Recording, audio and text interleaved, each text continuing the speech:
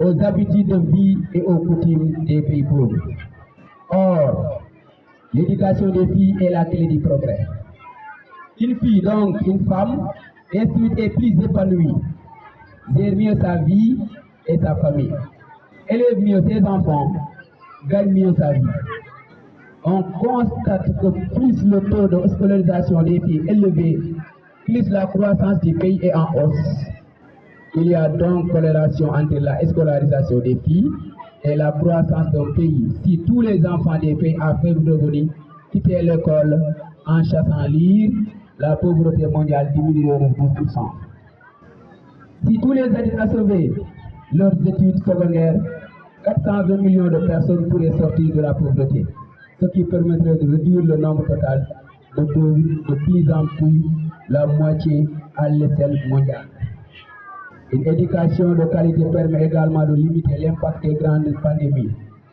Les femmes ayant bénéficié d'une éducation scolaire sont 5 fois plus susceptibles d'être informées sur le VIH/SIDA que les femmes analphabètes. Les filles qui terminent leur éducation primaire ont plus de chances de trouver un emploi et d'être financièrement indépendantes. Éduquer les filles a permis d'éviter plus de 30 millions de décès d'enfants et de moins de 5 ans et plus de 100 millions de décès d'adultes de 15 à 60 ans. Une éducation de qualité permet de prévenir les maladies évitables et s'améliorer la crise des traitements. Un enfant âgé de 5 ans a 2 fois plus de chances de survivre si sa mère sait lire et écrire. Une étude scolaire supplémentaire peut augmenter d'au moins 10% le revenu des hommes, d'au moins 20% le revenu des femmes. Dans de nombreuses régions du monde, notamment dans les pays en développement, ce sont surtout les filles qui sont les moins respectées dans leur droit à l'éducation à cause de la pauvreté qui oblige les filles à soutenir financièrement la famille, en étant mariées très jeunes, en allant travailler ou en aidant simplement les mères au travail domestique. Les mariages forcés qui touchent des filles très jeunes et impliquent plusieurs choses. Il devient alors inutile de les instruire.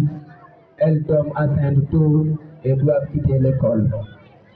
La problématique de l'eau et l'assainissement qui empêche les filles d'aller à l'école en l'absence des toilettes en raison des toilettes fermées parce qu'elles passent trop de temps à aller chercher l'eau potable pour leur famille. La politique gouvernementale qui ne consacre pas assez d'argent à l'école, pas assez d'écoles, d'enseignants, de matériel, ceci tous filles et garçons. L'asservissement des filles et leur exploitation par le travail, leur exploitation sexuelle, enrôlement dans les conflits armés, la déscolarisation des jeunes, plus de 150 000 sortent de l'école sans bagage professionnel et risque d'exclusion sociale.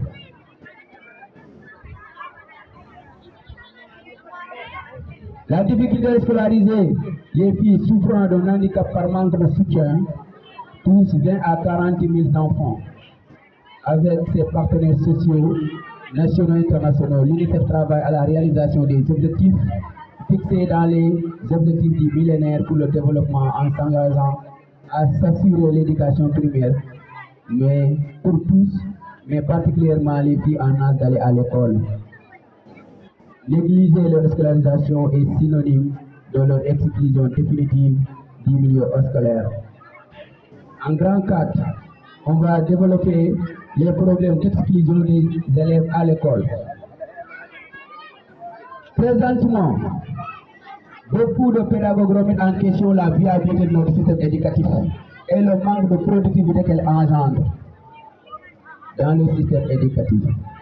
L'exclusion et les inégalités en matière d'éducation sont le résultat de circonstances sociales et personnelles complexes dont beaucoup sont interconnectés et se reproduisent d'une génération à l'autre. Notamment diverses formes de discrimination notées ça et là, des normes fondées sur le genre, la pauvreté, une mauvaise santé et une mauvaise nutrition, ainsi que les effets du changement climatique et des conflits armés, la déclaration des séances